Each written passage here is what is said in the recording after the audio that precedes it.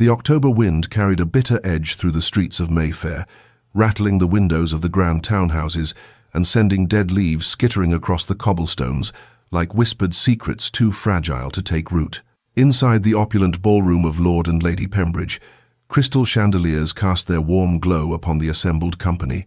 illuminating silks and jewels and the carefully arranged faces of London's finest. Yet there existed pockets of shadow, even in such brilliance, and it was toward these darker margins that Lady Evelyn Ashworth had learned to gravitate. She stood near a pillar adorned with autumn flowers, chrysanthemums, the color of rust and gold, their heavy heads nodding as if in commiseration, and observed the swirling dancers with the practiced expression of polite interest that had become her armor against the world's scrutiny. At 40 years of age, she had long since ceased to be a subject of romantic speculation. She had instead become something far worse in society's estimation, an object of pity. She could feel it in the sidelong glances of the matrons, in the overly solicitous inquiries about her health, in the way conversations seemed to pause and redirect themselves when she approached, as though her unmarried state were a contagion that might spread through mere proximity. "Poor Lady Evelyn," they murmured behind fans painted with pastoral scenes that mocked the barrenness of her situation.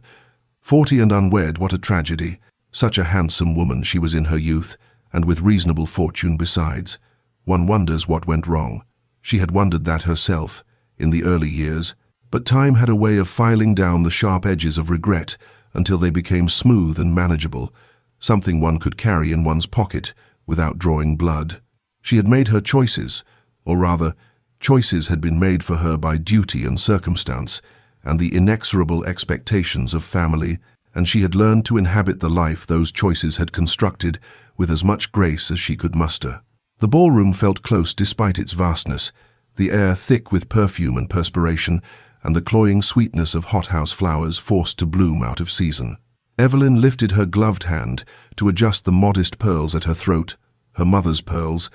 passed down not with joy but with a sigh of resignation that they would adorn no bride, and felt the familiar tightness in her chest that came from breathing air that seemed to belong to everyone but herself. Outside, she knew, the autumn chill was deepening toward winter, the season of death and dormancy, and she felt a kinship with those stripped trees in the squares, standing dignified in their bareness, no longer pretending to be anything other than what they were. "She never married, you know," a voice drifted from behind a nearby arrangement of ferns, loud enough to be overheard, soft enough to claim accident. One must assume there was some deficiency, some failing that prevented any gentleman from offering. Evelyn's fingers tightened imperceptibly on her fan, but her expression remained serene, as still as a portrait. Asterisk, let them wonder, asterisk, she thought, with the weary resignation of one who has ceased to fight battles that cannot be won. Asterisk, let them invent their stories. The truth would mean nothing to them anyway. Asterisk, but before our lover's fate is revealed, subscribe so you never miss a chapter of romance and scandal. And tell us in the comments, where are you watching from? Now, let's begin. If Lady Evelyn Ashworth had become an object of pity in the drawing rooms of London, then His Grace the Duke of Blackthorn, Marcus Rothwell, had become something altogether different, a mystery, an enigma, a subject of endless speculation that had occupied the gossips of the Ton for 15 years without resolution. He stood now near the terrace doors of the Pembridge ballroom, a figure carved from granite and shadow, his posture so perfectly controlled that he might have been a statue commissioned to represent aristocratic disdain. At 38, he possessed the kind of austere handsomeness that intimidated rather than invited, dark hair silvering slightly at the temples, eyes the color of winter steel, a mouth that seemed to have forgotten the shape of genuine warmth. Ice-cold Blackthorn, they called him, though never to his face, for despite his frigid demeanor he commanded a respect born of ancient title, considerable wealth, and the unsettling impression that he could see through social pretense to the calculating hearts beneath. For 15 years, since assuming his title at 23 upon his father's unexpected death, he had refused every matrimonial overture with a consistency that had progressed from surprising to scandalous to simply expected. The ambitious mammas had long since ceased thrusting their daughters into his path. The matchmaking hostesses no longer seated eligible young ladies beside him at dinner.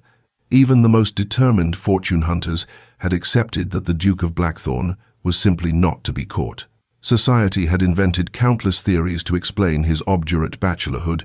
that he harbored unnatural preferences, that he had taken a secret vow, that he was incapable of human feeling, that his heart had been damaged by some unnamed tragedy in his youth, that he considered himself too superior for any woman in England. The truth, which no one suspected because it was both too simple and too extraordinary, was that his heart had been given completely and irrevocably in a single summer afternoon 15 years ago, and he had never sought to reclaim it. He attended society functions with the regularity expected of his position, but without any appearance of pleasure, moving through ballrooms like a spectre, dancing when duty demanded it, conversing with impeccable politeness that nevertheless conveyed absolute disinterest in deepening any acquaintance. Hostesses invited him because his presence lent consequence to their gatherings, but no one expected him to enjoy himself, and he never disappointed those low expectations. Tonight, however, something had shifted in his carefully maintained composure, though the change was so subtle that even the most acute observers failed to notice it. His attention, which typically drifted over the assembled company with democratic indifference, had fixed itself upon a particular point in the ballroom, a woman in dove-grey silk, standing beside a pillar of chrysanthemums, her posture conveying a dignity that society mistook for resignation. Marcus's hand tightened imperceptibly on the glass of wine he held, and something flickered in those winter eyes, something that might have been recognition or longing, or the kind of pain that has been carried so long it has become indistinguishable from identity itself. He watched as Lady Evelyn Ashworth adjusted the pearls at her throat, watched as she maintained her composure in the face of whispers she undoubtedly heard, watched with the focused intensity of a man who had been watching from various distances and vantage points. For 15 years, no one noticed his attention because no one expected the Duke of Blackthorn to notice anything, least of all a woman whom society had deemed past consideration. But in that moment, his entire being was oriented toward her, like a compass toward true north, and had been, through all the long seasons of waiting, since the day he had lost her. 15 years slipped away like silk through fingers, and Marcus found himself standing once again in memory at the Haverford summer garden party of 1810, when the world had still been painted in colors bright enough to hurt the eyes, and hope had not yet learned to disguise itself as resignation. He had been 23, newly elevated to his title after his father's sudden passing, still raw with grief and the overwhelming responsibilities of a dukedom he had not expected to inherit for decades, and he had sought refuge from the pressing condolences and opportunistic introductions in the far reaches of the garden, where roses climbed ancient stone walls, and the sound of music and laughter faded to a pleasant murmur beneath the drone of bees. It was there, in that sun-drenched sanctuary, that he had encountered her, Lady Evelyn Ashworth, at 25, not a debutante but not yet resigned to spinsterhood, standing alone among the roses, with a book of poetry in her hands and an expression of such peaceful solitude that he had hesitated to intrude upon it. But she had looked up at his approach, and instead of the calculating assessment he had already learned to expect from every unmarried woman in his vicinity, her eyes had held only gentle curiosity and something that might have been understanding, as though she recognized in him a fellow seeker of quiet spaces. They had spoken for perhaps an hour, though time had seemed to operate differently in that garden, stretching and compressing in ways that defied the steady progression of the sun across the sky. They had discussed poetry at first. She had been reading Wordsworth, and he had confessed a preference for the earlier metaphysical poets, but the conversation had deepened with remarkable swiftness, moving past the superficial pleasantries that typically bounded social exchange into territory that felt dangerously genuine. She had spoken of the burden of expectations, of the narrowness of the paths deemed acceptable for a woman of quality, of the hunger for purpose beyond ornamental existence, and he had found himself responding with an honesty he had never before risked, speaking of his father's death, of the loneliness of elevated position, of the way grief and duty could become indistinguishable from one another. She had not offered empty platitudes or attempted to redirect the conversation toward lighter matters. Instead, she had listened with her entire being, her grey eyes holding his with a directness that should have been improper, but felt instead like recognition, as though some essential part of himself that he had thought invisible was being seen and acknowledged for the first time. He had been reaching for her hand. He could still remember the exact angle of afternoon light that gilded her skin, the way a strand of dark hair had escaped her careful arrangement to curl against her neck, the precise moment when he had understood with absolute certainty that he had found the woman he would love for the entirety of his existence, when they had been interrupted by her mother's sharp voice, calling her back to the house, and she had startled like someone waking from a dream, offered him an apologetic smile that carried something of regret, and hurried away through the rose arbor. The next morning, the announcement had appeared in the papers. Lady Evelyn Ashworth was engaged to Lord Edmund Thornbury, the wedding to take place within 3 months. Marcus had read those words in his study as rain began to fall against the windows, and something inside him had simply stopped, calcified, turned to stone, and he had understood in that moment that his heart would remain forever in that sun-filled garden, offered and refused, and that every refusal he issued from that day forward would be in service to that first, unspoken devotion. The morning after the Pembridge ball, Evelyn returned to Ashworth House not in Mayfair but in the quieter precincts of Bloomsbury, to the elegant but modest townhouse that had belonged to her late brother Thomas and now served as home to his orphaned children, and the woman society pitied, but who had, in the 5 years since Thomas's death, discovered a purpose that transcended the narrow definitions of feminine success that the Ton employed in its relentless categorizations. She had been 35 when Thomas and his wife had perished in a carriage accident, leaving behind 7-year-old Charlotte and 5-year-old James, and she had assumed their guardianship without hesitation, moving from her own smaller residence into this house still haunted by grief, transforming herself from spinster aunt into something approximating mother, though she never claimed that title, feeling it belonged eternally to her lost sister-in-law. The children were 12 and 10 now, poised on the edge of that transformation from childhood to whatever came next, and they had given her what society's pity could never touch: a reason to wake each morning with purpose, a love that asked nothing of her but presence and patience, a family constructed not from matrimonial success, but from loyalty and necessity, and the kind of devotion that deepens in the crucible of shared sorrow. She managed the estate with a competence that would have surprised those who thought her merely decorative, had learned the intricacies of investment and property management, corresponded with Thomas's man of business with an authority that initially surprised him and eventually earned his respect, ensured that her niece and nephew would inherit a legacy not diminished by her stewardship but enhanced by it. Charlotte was showing remarkable aptitude for languages and music, and Evelyn had secured the finest tutors, determined that her niece would have choices she herself had been denied. James was gentler, more bookish, with Thomas's thoughtful temperament, and she protected his sensitivity in a world that would too soon demand he perform a masculinity foreign to his nature. In the afternoons, when lessons were complete and before dinner preparations began, Evelyn often retreated to the small walled garden behind the house, a space she had cultivated over the years into something approximating beauty despite the London soot and limited sun, and it was there, among the roses she tended with her own gloved hands and the herbs that grew in careful rows, that she allowed herself to feel the weight of what society named failure and what she understood, in her most honest moments, to be a life both smaller and richer than she had once imagined. She thought sometimes of that summer garden 15 years ago,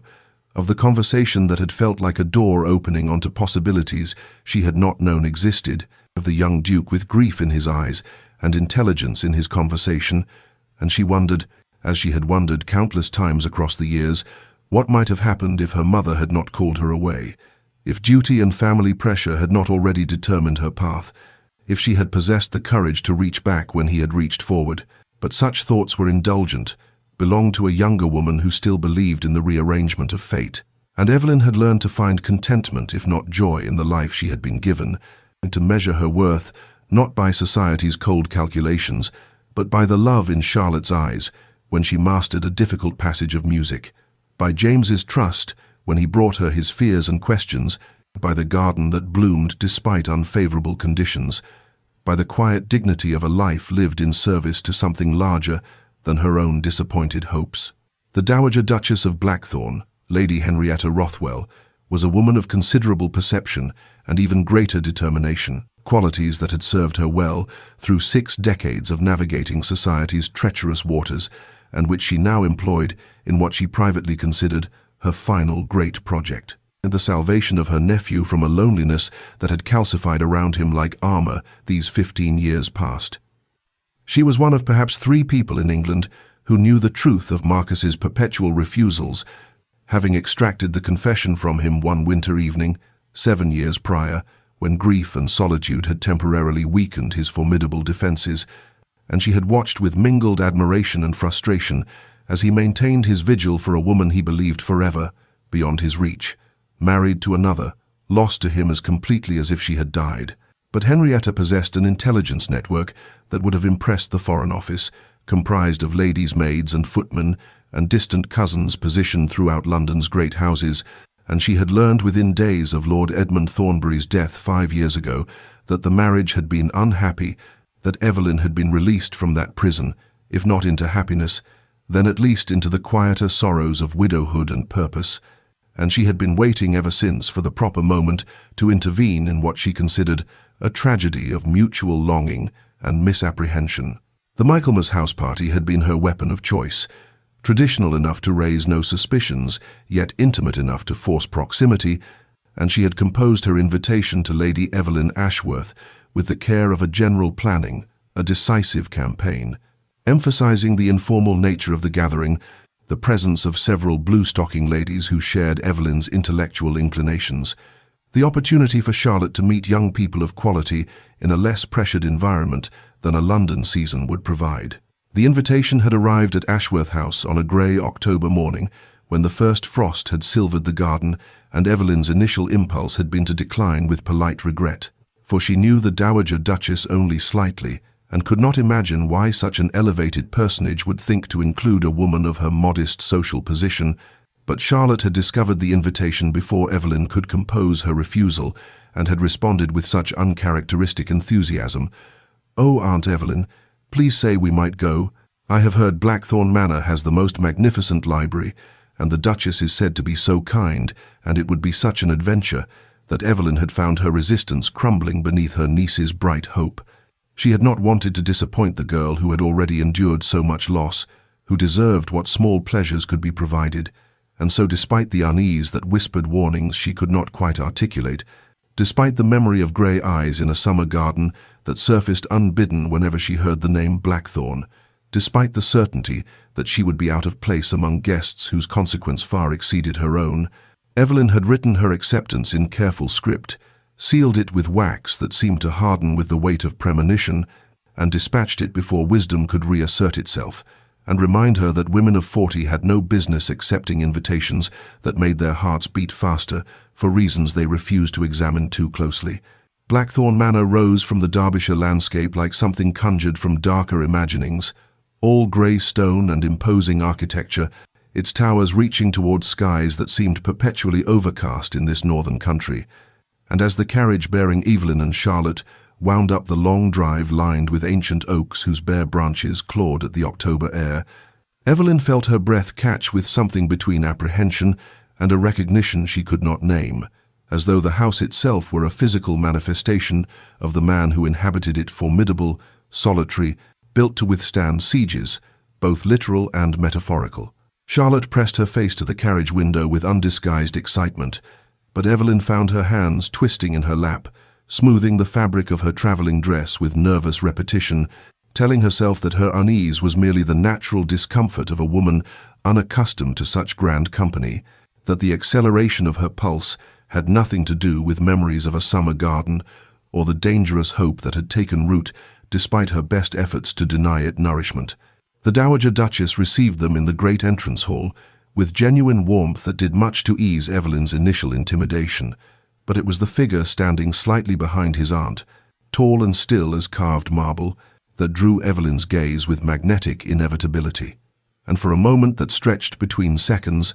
Marcus Rothwell's grey eyes met hers with an impact that felt almost physical, and she saw in their depths such naked recognition, such undisguised emotion, quickly shuttered behind the practiced courtesy of 15 years' concealment, that her carefully maintained composure nearly shattered. "Lady Ashworth," he said, and his voice was exactly as she remembered it, deep and measured, though she heard beneath its formality a tremor that perhaps only she could detect. "Welcome to Blackthorn Manor." She managed her curtsy, managed some appropriate words of gratitude that her voice delivered without consulting her reeling thoughts, and when he took her hand for the briefest moment required by propriety, she felt the warmth of his touch through her glove, like a brand that marked her as fundamentally altered from the woman who had arrived moments before. The other guests, already assembled in the drawing room for tea, observed this greeting with the sharp attention society trained upon any interaction involving the famously reclusive Duke and Lady Pemberton, whose talent for observation exceeded her discretion, would later remark to her particular friend that she had never seen Blackthorn look at anyone the way he had looked at that Ashworth woman, as though she were some precious thing he had thought lost forever and could not quite believe restored to him, while Lord Hastings noted, with the confusion of a man who had watched Marcus refuse a dozen beautiful heiresses, that the Duke himself carried Lady Ashworth's travelling case up to her rooms, a task properly belonging to servants, and then spent the entire tea service positioned where he might observe her without obviousness, his legendary ice touched by something that looked remarkably like the thaw of long-frozen hope, finally permitted to surface. The first days of the house party unfolded with a rhythm of formal activities and structured entertainments, yet beneath the surface propriety, Evelyn became aware of accumulations so subtle she might have dismissed them as coincidence, had they not gathered with such persistent weight, small gestures that whispered of attention far beyond mere hospitality. She discovered that her rooms were not merely adequate, but the finest guest chambers in the East Wing, a position to catch the morning light she had once mentioned, preferring in a conversation 15 years distant that she herself had half forgotten, the windows overlooking gardens designed in the Italian style, with stone paths winding between boxwood hedges that held their green even in October's decline. At breakfast the first morning, she found without requesting it a pot of the specific Chinese tea she favored, a blend not commonly served, and which she had mentioned in passing only once in Marcus's hearing that long ago summer, and when she glanced up in surprise, she caught his gaze upon her with an expression that vanished so quickly behind studied neutrality. She wondered if she had imagined the hope that had flickered there like candlelight behind glass. He remembered. Some part of her whispered with dangerous insistence, "He has remembered details you thought lost to time," and the realization sent confusion cascading through her carefully maintained equilibrium, because she could not fathom why a duke of his consequence would retain such minutiae about a woman he had met so briefly,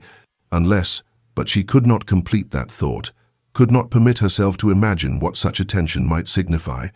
for surely she misread mere courtesy as something more substantial, surely her own long-buried feelings were painting significance onto gestures that meant nothing beyond proper hospitality. Yet, the moments continued to accumulate like snow that seems inconsequential until suddenly the world is transformed. Marcus somehow always present when she entered a room,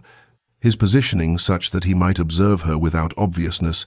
the way his attention tracked her movements even while appearing engaged in conversation with others, how he steered discussions toward topics. She had expertise in literature and estate management and the philosophy of education, creating space for her voice to be heard among guests who might otherwise have dismissed her as merely the poor relation. On the third afternoon, when the other guests elected to ride out to view the famous Blackthorn waterfalls, Marcus quietly suggested that she might prefer a walk through the estate gardens and that the paths were gentle and the autumn colors particularly fine from the southern terrace, and something in his tone made it clear this was invitation rather than mere suggestion, that he wished for her company specifically, and though every instinct of self-preservation warned her against such private contact, though she knew the other guests would note their absence and draw conclusions that might damage her already precarious social standing,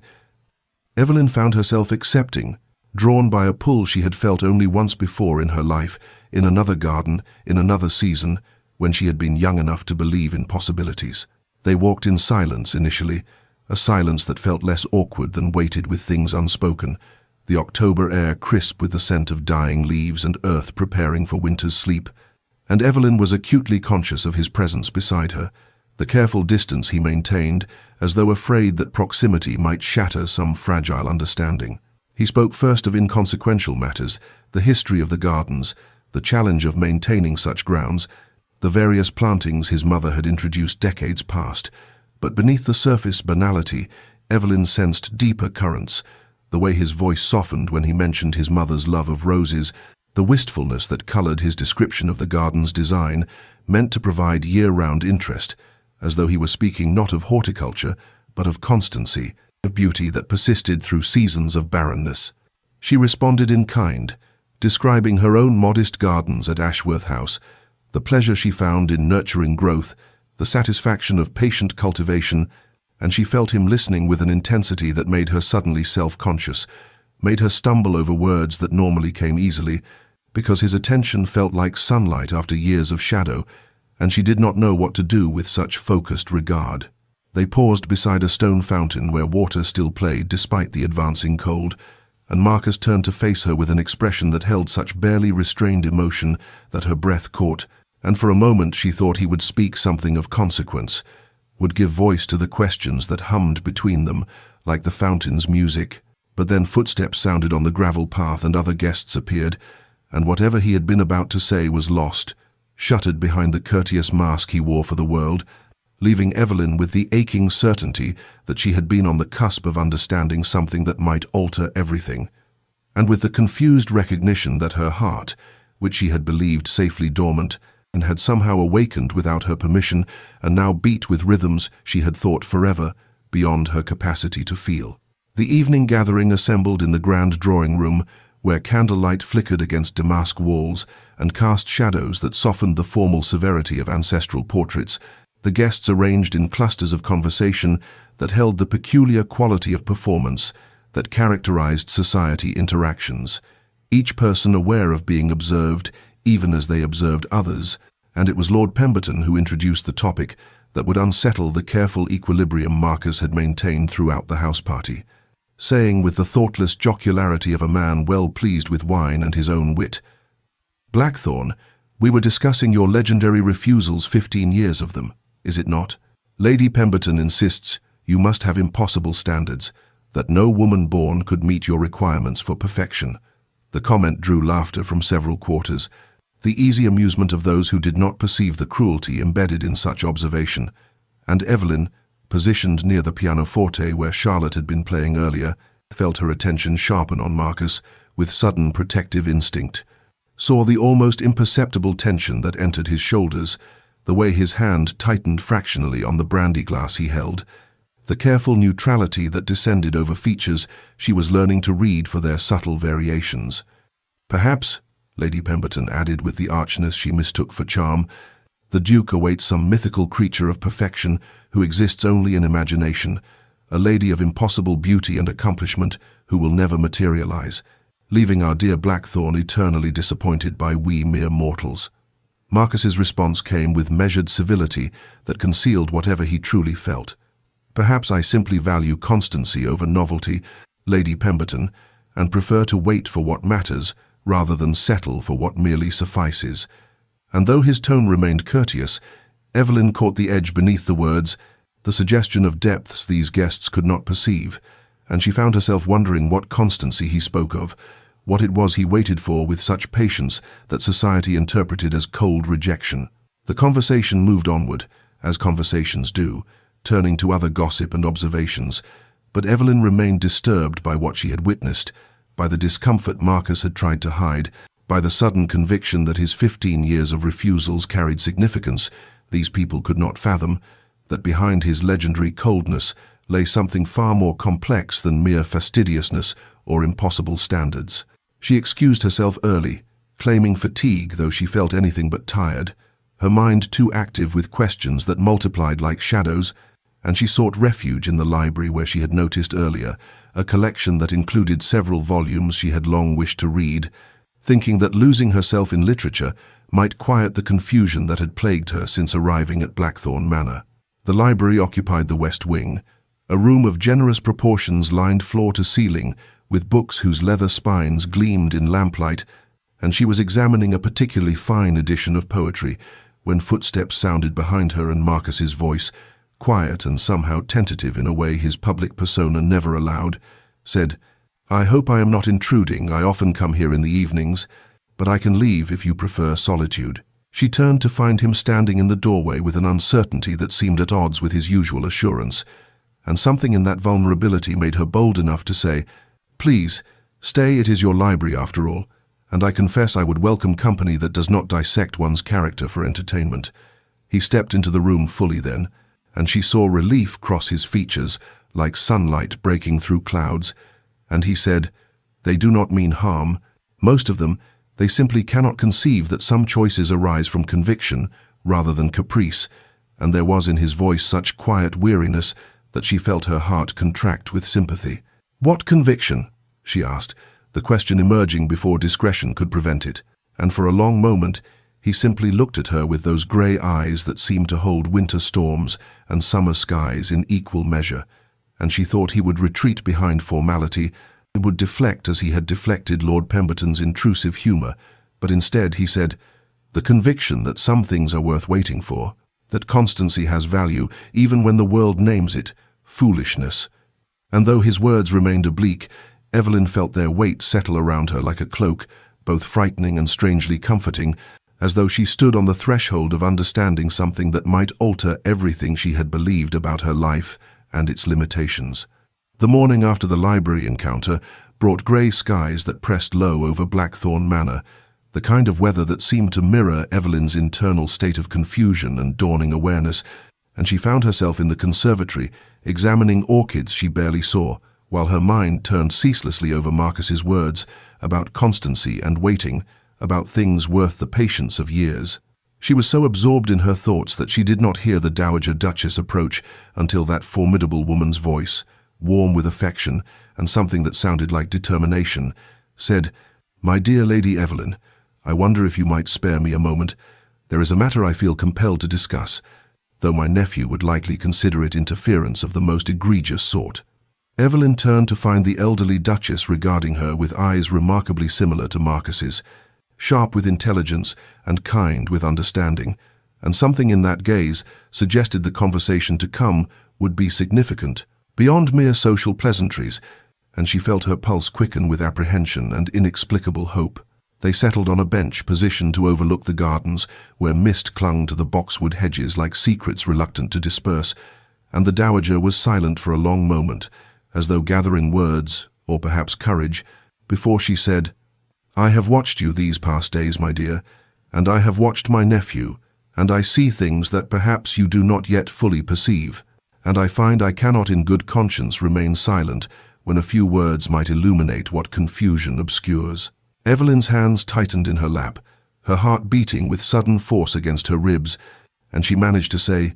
"Your Grace, I am not certain I understand." But the Dowager interrupted with gentle firmness. "You wonder at Marcus's attention to you, at the small kindnesses and the remembrance of details, at the way he watches you when he believes himself unobserved.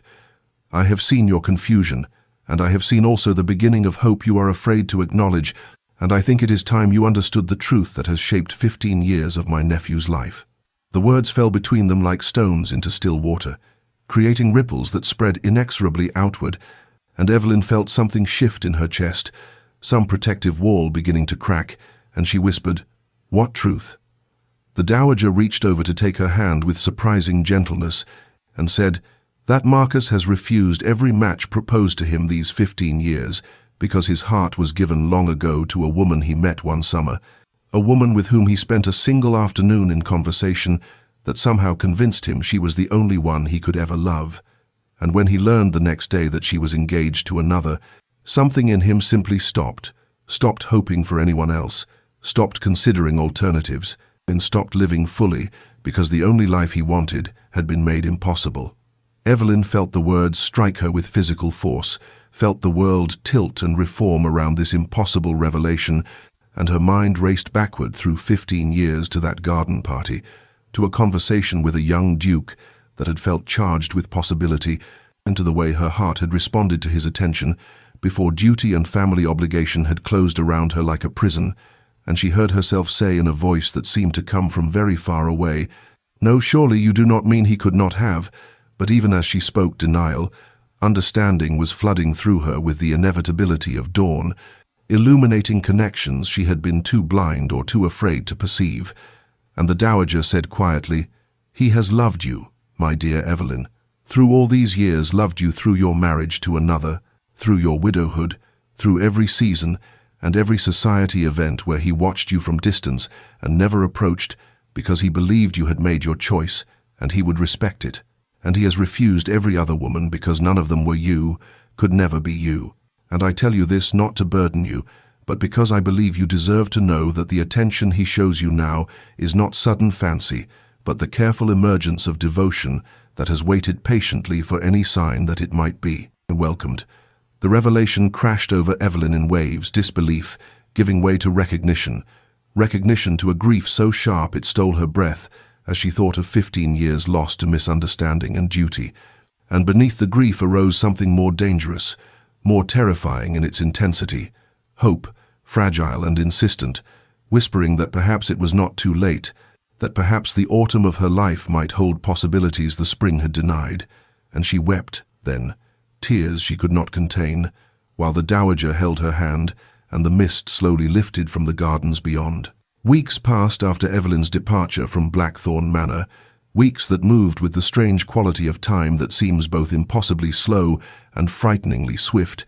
and she found herself back in the familiar rhythms of her life, managing the estate and caring for Charlotte and young Thomas. Yet nothing felt quite as it had before, for the dowager's revelation had shattered some fundamental understanding she had held about her existence and its possibilities. She could not forget not Marcus's face, as she had seen it that last morning when she made her farewells. The careful control he maintained, even as his eyes held questions he did not voice, nor the weight of knowing that 15 years of his life had been shaped by a single afternoon they had shared when she was 25, and foolish enough to believe duty mattered more than the sudden recognition of kindred spirits. She told herself it was impossible, that women of 40 did not suddenly find themselves the object of devoted constancy, that she had misunderstood, or that the dowager had exaggerated. Yet even as she constructed these rational defenses, her heart whispered different truths, and when the first letter arrived bearing the Blackthorn seal, her hands trembled as she broke the wax. The letter was formal in its opening, as propriety demanded. Marcus inquiring after her health and safe journey with the careful courtesy of a host, ensuring his guests' well-being.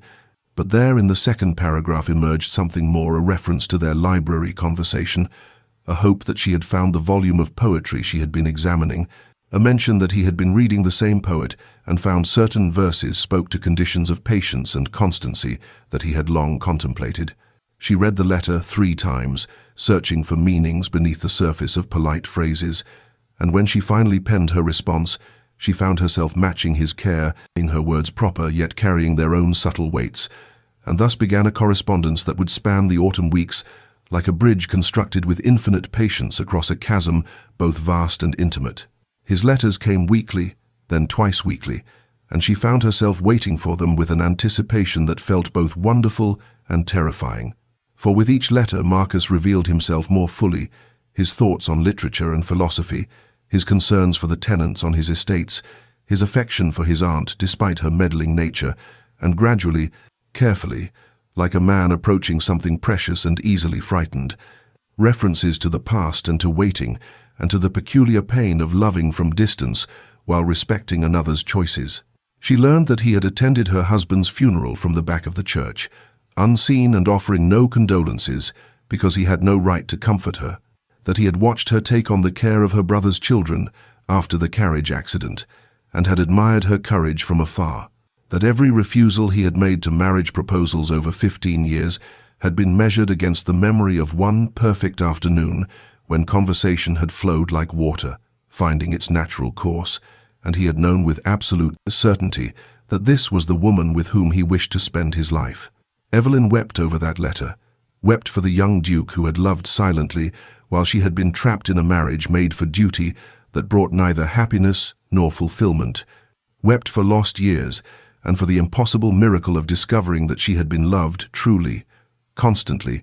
patiently loved through all the seasons when she had believed herself merely tolerated by a world that pitied her unmarried state. Autumn arrived in earnest, painting the trees in golds and crimsons that reminded her she stood in the autumn of her own life. And yet the season brought not the chill of endings, but an unexpected warmth, for Marcus's letters continued, and her responses grew less guarded, and she began to allow herself the dangerous luxury of hope, began to wonder whether it might not be too late after all, whether life might yet hold chapters she had believed forever closed,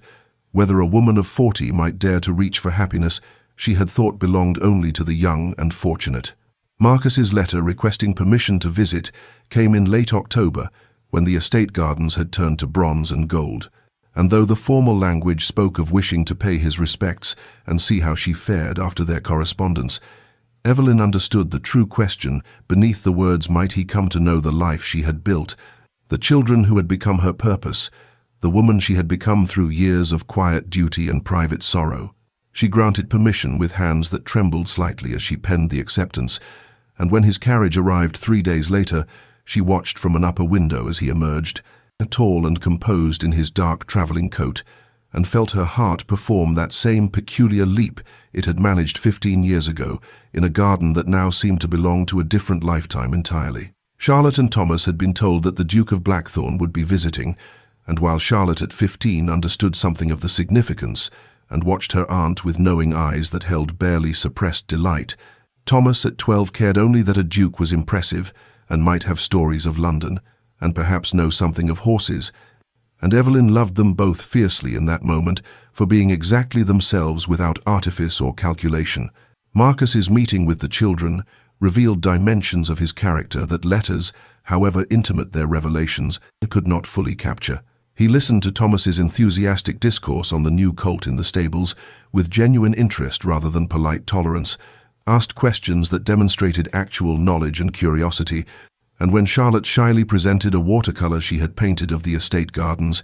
he examined it with a care that brought color to the girl's cheeks and made Evelyn's throat tight with emotion, for here was a man who understood that kindness to those she loved was the surest path to her own heart. The first 2 days of his visit passed in a gentle rhythm of country life, walks through the estate, where Marcus observed her management with clear respect,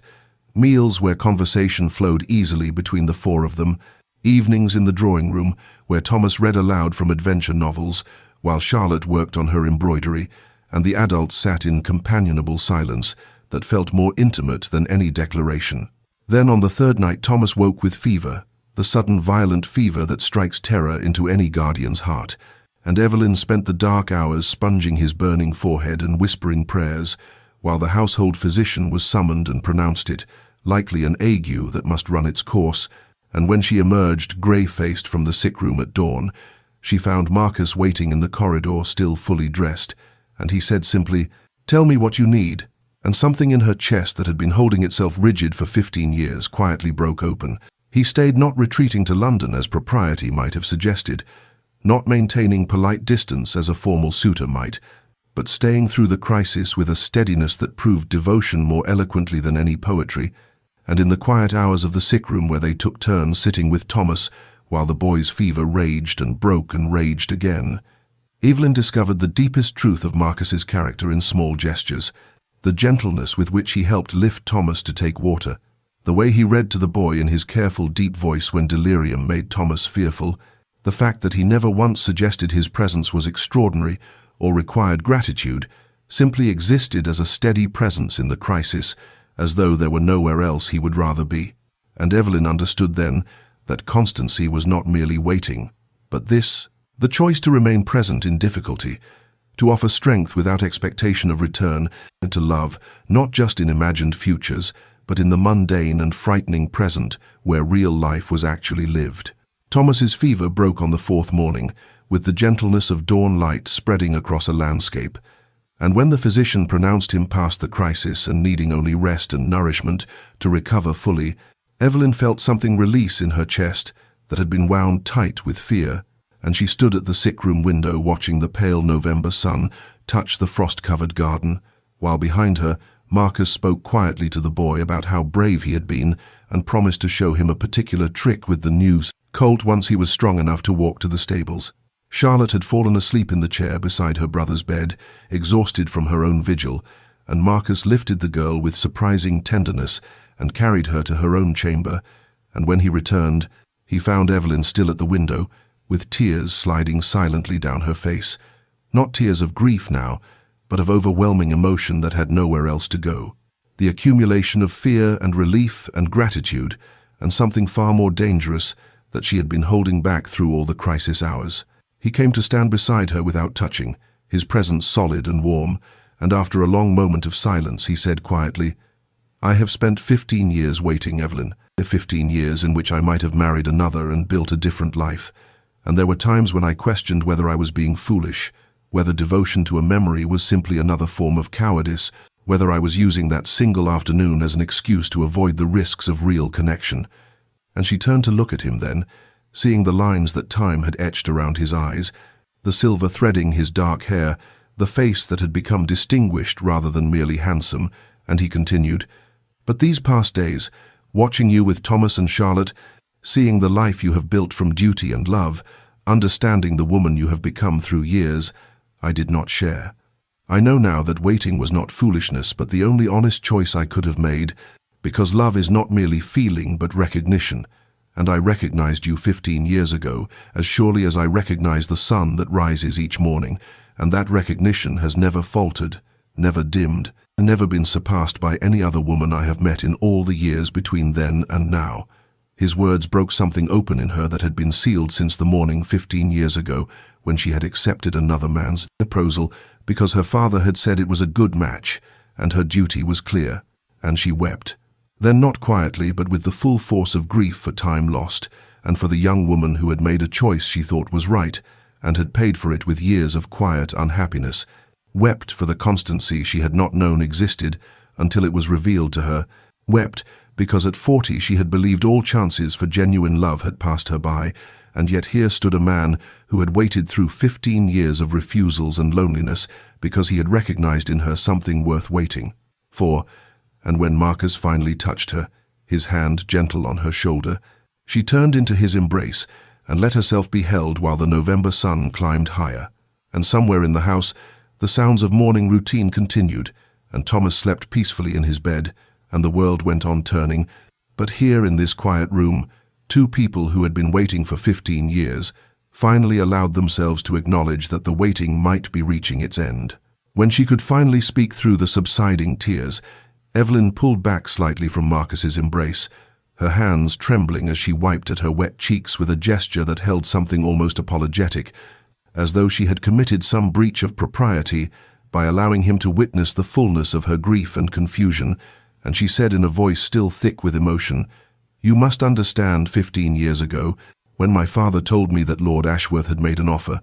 I was 25 and already considered nearly on the shelf, and my father's investments had failed, and my younger sisters needed dowries, and Lord Ashworth was wealthy and respectable and willing to overlook my advanced age." And Marcus remained very still, listening with an intensity that made her feel truly heard, perhaps for the first time in her life, and she continued, "I thought of you of that afternoon in the garden, and of the conversation we had shared about poetry and philosophy, and all the things that mattered to me that no one else seemed to care about. And I told myself I was being foolish, that a single conversation with a gentleman I barely knew could not be grounds for refusing a practical match, that duty and family obligation mattered more than the peculiar recognition I had felt when you looked at me as though you truly saw beneath the surface to something worth knowing." Her voice cracked on the final words, and she pressed her fingers to her lips for a moment before forcing herself to continue. "The marriage was not cruel, Lord Ashworth was not unkind, merely indifferent, and I learned quickly that the life of a wife whose purpose was to manage households and appear appropriately ornamental at social functions was a small life, a life of surfaces without depth, and I performed my duties adequately and tried not to think of that garden conversation too often because it hurt too much to remember that someone had once spoken to me as though my thoughts mattered, as though I was more than merely adequate." And she saw something tighten in Marcus's jaw, a flash of anger not at her but at the waste and sorrow of it all, and she pressed on, because now that she had begun this confession, she needed to finish it, needed him to understand why she had believed herself unworthy of the devotion he had revealed. "When Lord Ashworth died after 5 years of marriage, I felt guilty that my primary emotion was relief rather than grief, And when I came to manage my brother's estate after his death and care for Charlotte and Thomas, I found purpose finally in being needed rather than merely ornamental. But I truly believed, Marcus, that whatever capacity I might have had for the kind of love that poetry speaks of had been worn away by years of performing duty without joy, that I was too old and too tired and too damaged by compromise to deserve the kind of constancy you have shown, that if you knew the truth of my first marriage and my relief at its ending, you would understand that I am not the woman you remembered from that garden, not worthy of 15 years of waiting and devotion. She looked up at him then, with eyes still swimming with tears, searching his face for the disappointment or disillusionment she feared she would find, and instead saw only a tenderness so profound it made her breath catch, and he raised his hand to cup her cheek with infinite gentleness, and said in a voice rough with emotion, "You have always been worthy, Evelyn, not because of what you have endured or despite it, but simply because you are yourself, and that self is what I recognized 15 years ago, and what I recognize now, and nothing you have told me diminishes that recognition or my certainty that waiting for you was the only choice I could have made." Tay. The news of the Duke of Blackthorn's marked attentions toward Lady Evelyn Ashworth spread through London society with the speed and venom of poison seeping through clear water, and within a fortnight of Marcus's return to town, for he had stayed at her estate for 3 weeks, following Thomas's recovery, before duty demanded his presence at Parliament, the drawing-rooms and ballrooms hummed with speculation that ranged from the merely curious to the deliberately cruel. Evelyn heard the whispers, even when they were not intended for her ears, caught the phrases "past her prime" and "desperate maneuver," and whatever could his grace be thinking, delivered with the sort of false sympathy that masked genuine malice, and though she had endured years of being society's object of pity as the fading spinster who managed her brother's estate, there was something far more cutting about being discussed as a schemer who had somehow trapped the most eligible bachelor in England through means that must certainly be calculated, since they could not possibly be based on genuine regard. Lady Pemberton, who had thrown 3 daughters at Marcus over the years with increasing desperation, remarked loudly at a musicale that it was extraordinary what some women would do to secure a title. And though she did not name Evelyn directly, the pointed glances in her direction left no doubt as to her target, and Mrs. Hartwick, whose own marriage to a wealthy merchant had never quite erased the taint of her family's financial difficulties, opined with false concern that perhaps the Duke was simply being kind to a woman of unfortunate circumstances, and surely everyone knew that kindness should not be mistaken for romantic interest. The words accumulated like small cuts, each one individually bearable, but collectively bleeding her confidence away, and Evelyn found herself lying awake in the deep hours of night, wondering whether Marcus truly understood what associating with her would cost him socially,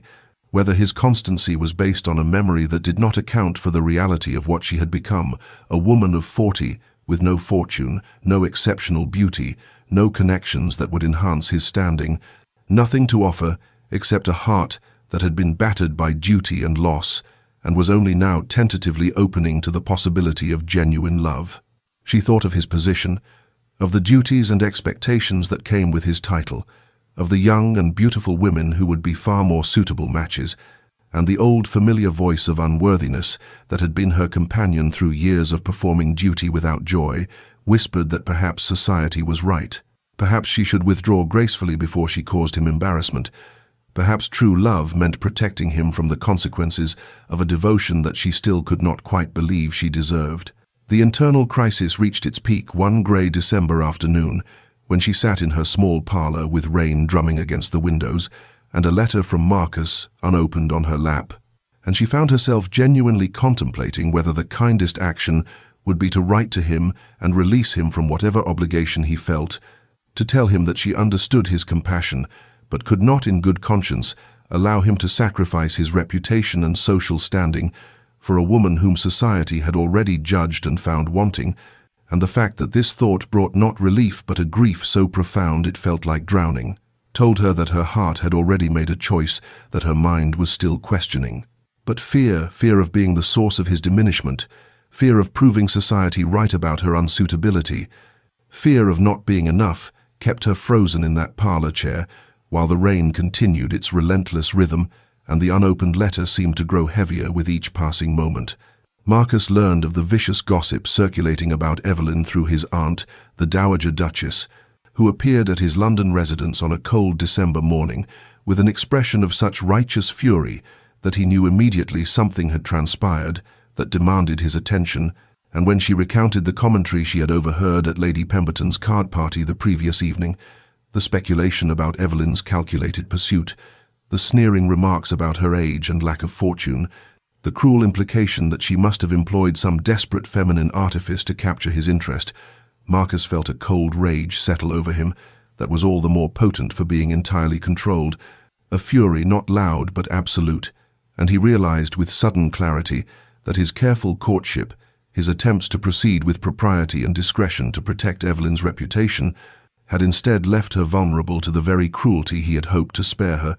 that his silence about his intentions had created a vacuum that society's worst impulses had rushed to fill with poison. He made his decision in that moment,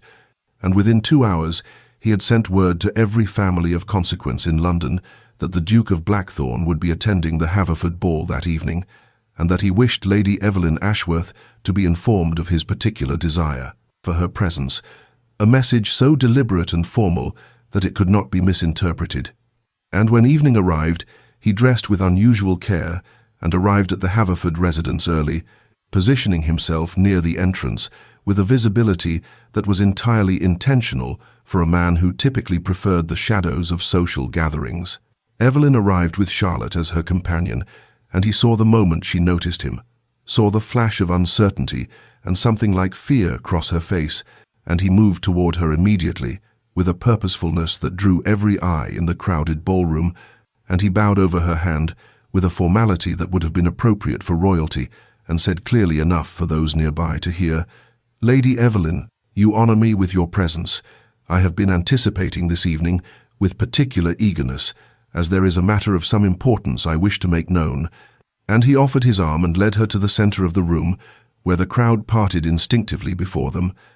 And in that moment, when the music had ended and conversation had dimmed, and all of London society seemed to hold its breath, Marcus turned to face the assembly with Evelyn's hand still resting on his arm,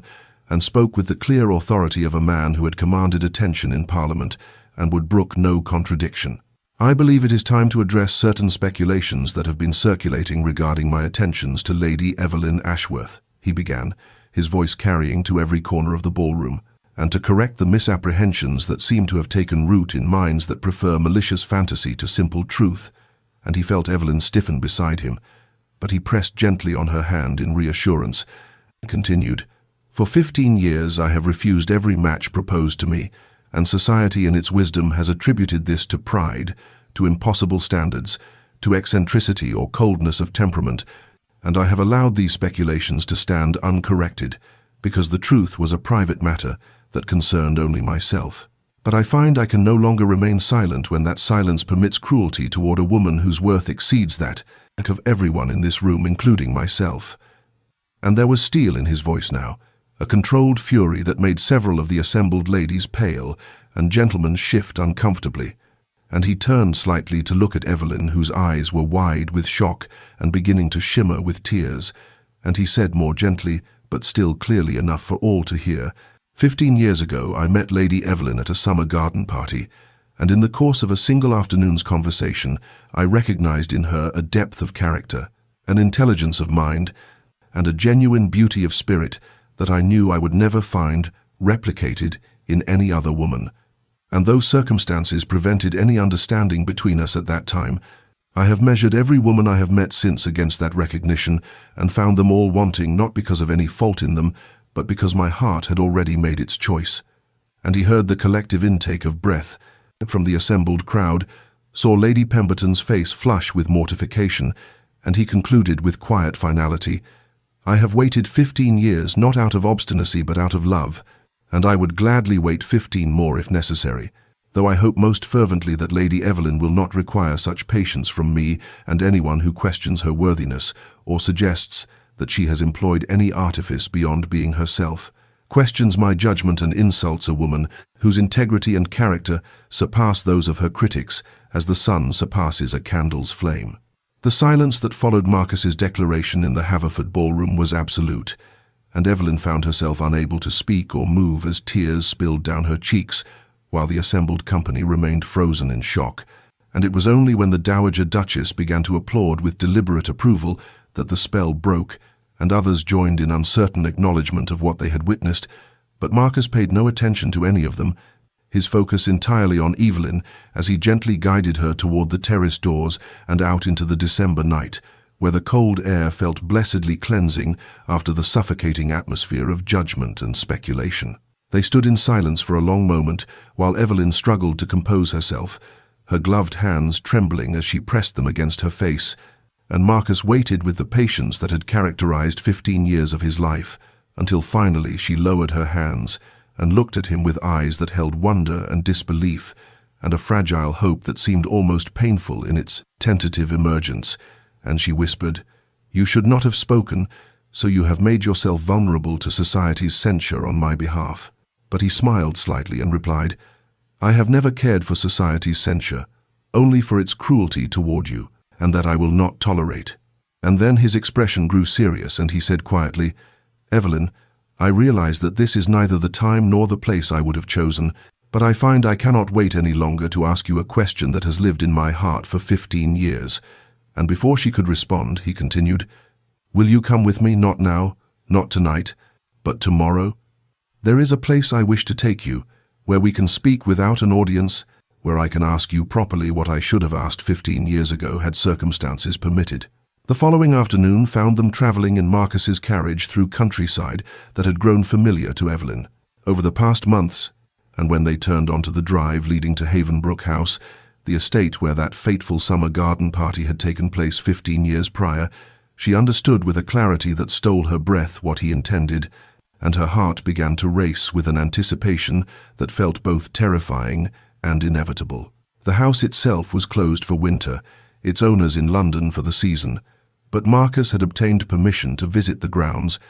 and he helped her down from the carriage and offered his arm as they walked through gates that opened onto gardens, now touched by winter's hand, the flower beds dormant and the trees stripped of leaves except for the stubborn brown foliage that clung to the oaks, and autumn leaves for some had fallen only recently in December's mild spells, skittered across the path before them as they walked in silence toward the rose arbor, where they had first spoken all those years ago. The arbor itself was bare now, the roses cut back to sleeping stumps, but the bench remained where it had been, weathered by 15 winters but still solid, and Marcus guided her to sit and then joined her, and their bodies close in the cold air, and for a moment he simply looked at her with an expression of such profound tenderness that she felt tears threatening again, and then he reached into his coat and withdrew a small velvet box that showed signs of age and much handling, and he opened it to reveal a ring, a sapphire surrounded by small diamonds, elegant and understated and clearly chosen with care long ago, and he said quietly, "I purchased this 16 years ago, before I ever met you, thinking someday I would find the woman I wished to marry, and then I met you, and knew I had bought it for you, though I did not know it at the time, and I have carried it with me ever since that day, through 15 years of waiting, through every refused proposal and every speculation about my intentions, because I knew that if I ever had the chance to offer it to you, I wanted to be ready. I wanted to be able to say that I had held on to this symbol of my commitment through all the years that separated us." He took her left hand in his, and she felt the trembling in his fingers that matched her own, and he said with simple directness that held more weight than any flowery speech, "Evelyn Ashworth, you are the only woman I have ever loved, the only woman I will ever love, and I am asking you not out of obligation or pity or any sentiment other than the absolute certainty that my life is only complete when you are in it. Will you marry me? Will you allow me the honor and joy of spending whatever years remain to us, proving every day that you are cherished and valued and loved beyond measure?" And Evelyn, who had spent so many years believing she was unworthy of such devotion, found that the answer rose from somewhere deep within her that had never stopped hoping despite all evidence to the contrary, and she said through tears that were now tears of joy rather than sorrow, "Yes, yes, Marcus, I will marry you." And as he slipped the ring onto her finger where it fit, as though it had been made for her alone, the winter sun broke through the clouds overhead, and illuminated the dormant garden with unexpected warmth, and she thought that perhaps life was like these gardens, seeming dead in winter, but holding beneath the surface all the promise of spring's eventual return. Months passed, and the winter that had witnessed their engagement softened into early spring, and with the changing season came the gradual transformation of their private understanding into public reality through the countless details that comprised wedding preparations, though Evelyn found herself perpetually startled by how different this process felt from her first engagement 15 years prior. Then she had been swept along by her family's ambitions and societal expectations, her own desires secondary to duty, but now every decision was made together with Marcus, every choice reflecting their shared vision of a life built on genuine partnership rather than social performance. The guest list became an exercise in distinguishing between those who had remained kind during the difficult months of gossip and those who had contributed to the cruelty, and Marcus demonstrated a ruthless clarity in his determinations that made Evelyn laugh despite herself when he crossed out name after name with decisive strokes of his pen, saying with dry humor, "Lady Pemberton need not trouble herself to witness our happiness after she took such pleasure in questioning your worthiness." And she marveled at how protected she felt, how cherished. This man who had waited 15 years now dedicating himself to ensuring that every aspect of their wedding reflected the honor he believed she deserved. They spent hours together in the planning, small domestic moments that revealed their compatibility in ways grand gestures. Never could Marcus, discovering that Evelyn preferred simple wildflowers to elaborate hothouse arrangements, and immediately instructing the gardeners at Blackthorn Manor to cultivate meadow gardens for the ceremony, Evelyn learning that Marcus had a quiet passion for poetry and selecting readings for the service that spoke to themes of patience and enduring devotion, both of them finding joy in these small revelations and in the gradual weaving together of their separate lives into a shared tapestry. Charlotte and young Thomas, Evelyn's niece and nephew, were delighted by the developments and threw themselves into preparations with enthusiasm that warmed her heart, Charlotte insisting on helping select Evelyn's wedding gown and declaring with the fierce loyalty of youth that her aunt would be the most beautiful bride London had ever seen, regardless of what the spiteful gossips claimed, and Thomas, forming an immediate attachment to Marcus that manifested in constant questions about horses and estate management and the Duke's experiences in Parliament, and Marcus responded to the boy's attention with a patience and genuine interest that showed Evelyn yet another dimension of the man she was to marry. There were moments when the wonder of it all overwhelmed her. She would be examining fabric samples or reviewing menus and would suddenly have to pause, struck by the realization that this was truly happening, that she was not dreaming, that Marcus Rothwell genuinely wished to marry her and counted himself fortunate in the prospect. And during one such moment Marcus found her standing motionless in the morning room of her estate, with tears streaming down her face, and he immediately came to her with concern until she explained through her tears that these were tears of happiness, that she simply could not quite believe that she was allowed this much joy after so many years of resignation, and he had held her and said quietly,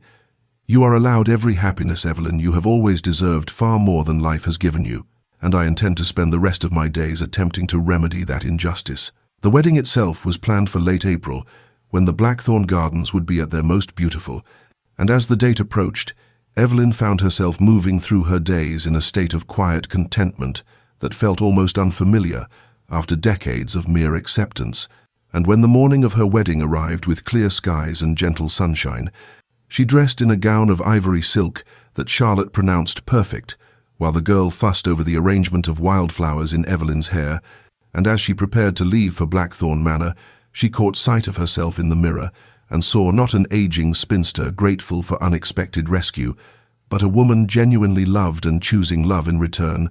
and the distinction made all the difference. The ceremony took place in the chapel at Blackthorn Manor, with only those closest to them in attendance, the Dowager Duchess beaming with satisfaction at having engineered their reunion, Charlotte and Thomas standing as witnesses, a handful of true friends who had remained steadfast during the gossip, and the household staff who had served Marcus faithfully through 15 years of waiting, and who now watched with undisguised emotion as their master finally claimed his happiness, and when Marcus took Evelyn's hand and spoke his vows, with a steady voice that carried absolute conviction, promising to honor and cherish her for all the days of his life. She felt 15 years of sorrow and resignation fall away like a discarded cloak, and when she made her own vows in return, promising to love him with the fullness of a heart that had always been his, though circumstances had kept them apart, she knew she was speaking a truth that transcended the merely ceremonial and touched something eternal. And as they were pronounced husband and wife, and Marcus kissed her with a tenderness that held both reverence and joy, she thought that perhaps some stories required long chapters of separation to make the eventual union all the more precious, all the more deeply appreciated for having been so long deferred. 5 years passed, and spring returned to Blackthorn Manor, as it did every April. But the estate that had once been known for its imposing coldness and austere formality had been transformed into something altogether different. Warmth emanated from every window, where curtains now hung in cheerful colors rather than heavy burgundy. Laughter echoed through corridors that had known decades of silence, and the gardens that Marcus had once walked alone now teemed with life, as children raced along the paths and played among the flower beds that Evelyn had redesigned, to include not only formal plantings but wild corners where imagination could flourish unrestrained. Evelyn herself, now 45 and the Duchess of Blackthorn for 5 years, stood at the window of the morning room watching, as her daughter, 4-year-old Catherine, with Marcus's dark hair and her own grey eyes, attempted to teach her younger brother James the proper way to feed the ducks at the ornamental pond, while Charlotte, now 20, and visiting from London, where she had recently become engaged to a respectable young solicitor, supervised with the patient affection of an older sister, and Thomas, 18, and preparing to enter Oxford in the autumn, carried James on his shoulders when the 2-year-old grew tired of walking, and the scene filled Evelyn with a contentment so profound that she sometimes had to pause and simply breathe through the magnitude of it, this life she had been given after so many years of believing herself consigned to loneliness. The invitation had arrived 3 weeks prior, a ball at Haverford House, the same venue where Marcus had made his public declaration 5 years ago, where society had witnessed his devotion and been forced to acknowledge what their gossip could not diminish, and Evelyn had felt a moment of hesitation upon seeing the gilt-edged card, memories of older balls, where she had endured pitying glances and whispered commentary rising unbidden. But Marcus had simply taken her hand and said, "We need not attend if it causes you discomfort," and she had realized with sudden clarity that she wanted to go, wanted to walk into that ballroom not as the pitiable spinster she had once been, but as the woman she had become through love and partnership and the gradual healing of old wounds. And so on the appointed evening she dressed in a gown of deep sapphire silk that Marcus had commissioned from London's finest modiste, the color chosen to match the ring she still wore and never removed, and when she descended the stairs to find him waiting in the entrance hall, dressed in formal black that emphasized the silver now threading through his dark hair, he looked at her with an expression of such open admiration that she felt beautiful, not because society might deem her so, but because he saw her thus, and his opinion was the only one that had ever truly mattered. They arrived at Haverford House as the ball was well underway, and when they were announced His Grace the Duke of Blackthorn and Her Grace the Duchess, Evelyn felt the familiar hush fall over the nearest guests, but this time the silence held no malice, only curiosity and a certain respect, for the story of the Duke who had waited 15 years had become legend in the 5 years since their marriage, and society had been forced to acknowledge that what they had dismissed as impossible had proven to be simply inevitable, requiring only patience and the courage to claim it when the moment arrived. As they moved through the ballroom, Evelyn found herself comparing this entrance to that ball 5 years ago, when she had walked alone, enduring scrutiny and pity, and the contrast was so stark that she had to press Marcus's arm for reassurance, and he understood immediately, drawing her closer and murmuring, "You are the most remarkable woman in this room, and I am the most fortunate man in it." And she believed him because 5 years of marriage had taught her that Marcus never spoke anything but truth, especially in matters of the heart.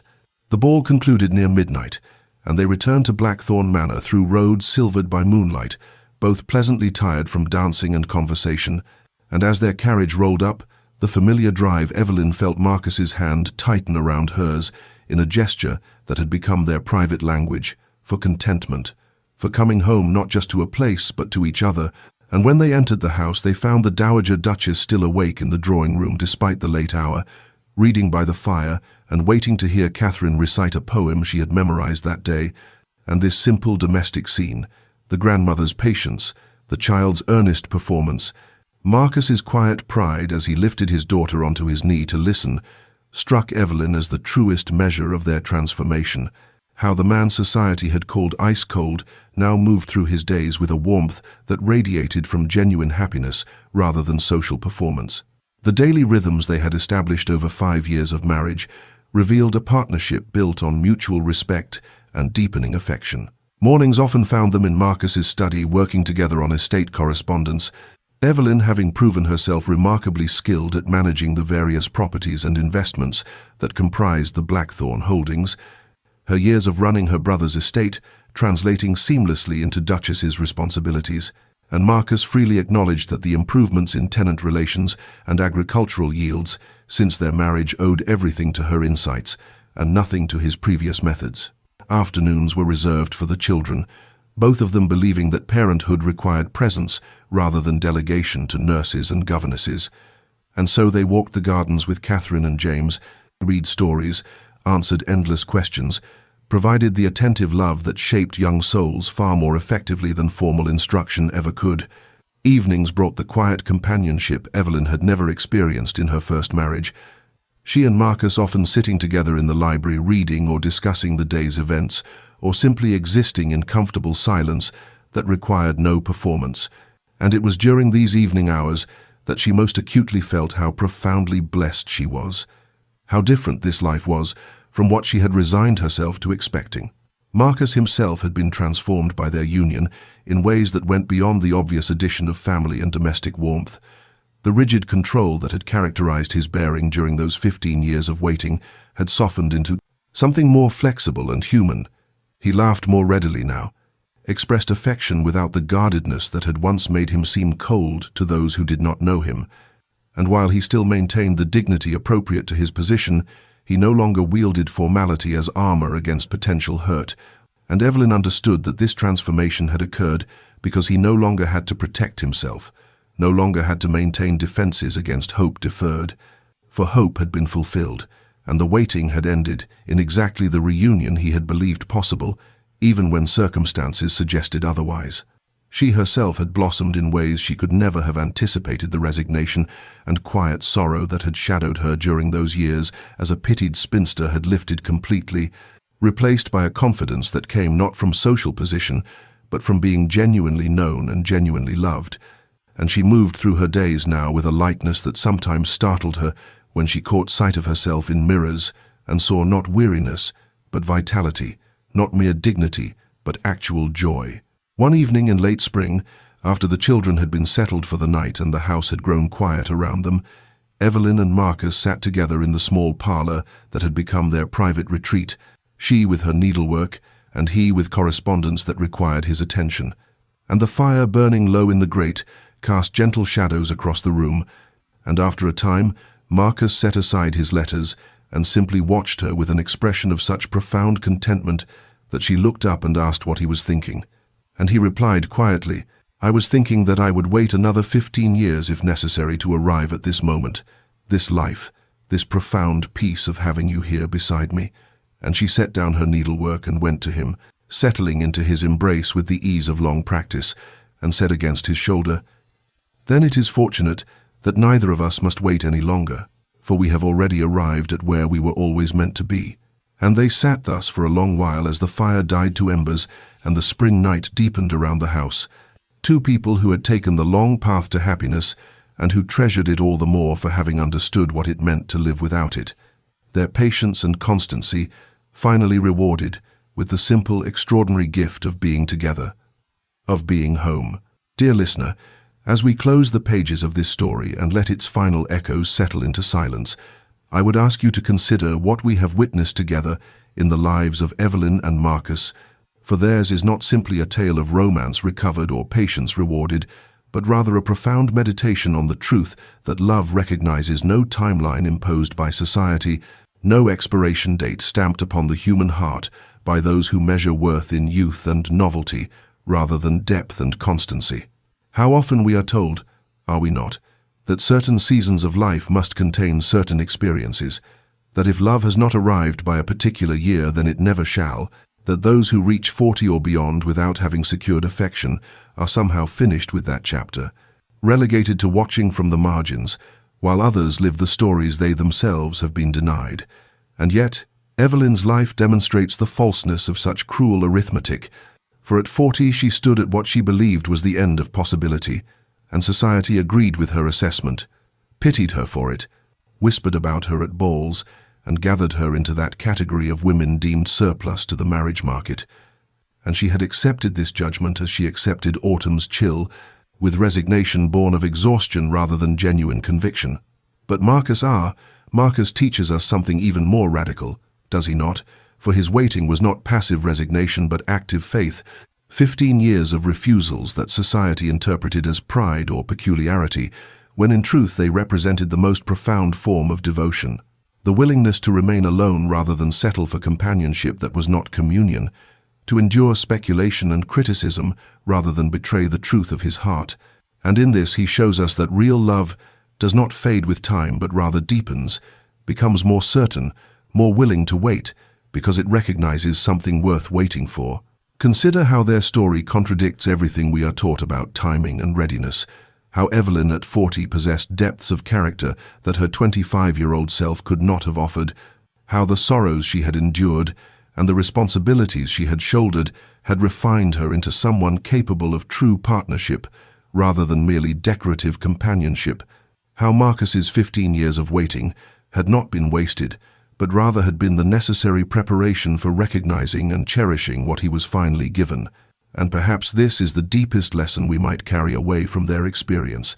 that our timelines are not society's timelines, that the chapters we believe finished may only be pausing before continuation, that the story we think we know may yet have acts unwritten and transformations we cannot currently imagine. If you are listening to this in a season of your own waiting, whether you are 25 or 40 or 60, whether you have loved and lost or never yet loved at all, whether society has placed you in categories that feel like prisons, or whether you have placed yourself there through resignation to judgments that were never yours to accept, I would offer you Evelyn and Marcus as testimony that it is never too late, that genuine love waits and transforms and arrives precisely when it is meant to,